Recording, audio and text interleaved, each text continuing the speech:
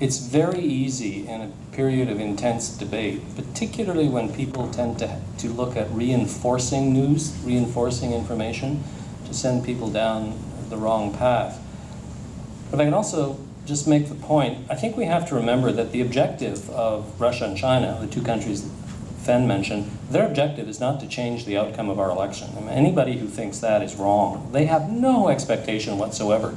They really had no expectation of changing the outcome of the US presidential election.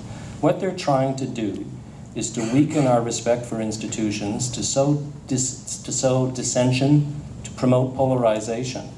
I think it's important to remember that they're doing this in a variety of ways. They're very unhappy with their situation on the planet right now. They want to change it.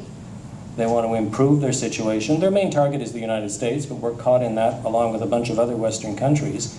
And the bad news is, though, that they are not limited by law. They're not limited by limits in resources. They're not limited in the number of people they can apply to this.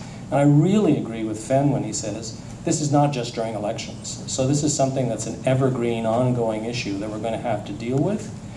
And I'm sorry if I'm being slightly pessimistic, but I think we still need to worry about the number of Canadians who will go off on a tangent because of some fake news.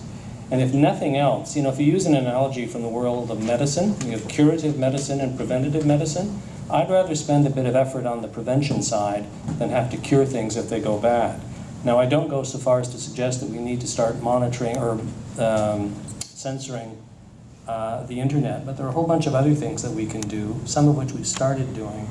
But the biggest, most important thing we can do is to use our brains. And a lot of people, in my experience, and we did a lot of polling on national security issues when I was still working, and part of the issue in Canada is people don't think about these things very much. We really don't. I was saying to Emma earlier, part of our problem in Canada is we don't particularly feel threatened for a variety of reasons. So we don't think we're as susceptible of foreign influence in any number of other countries.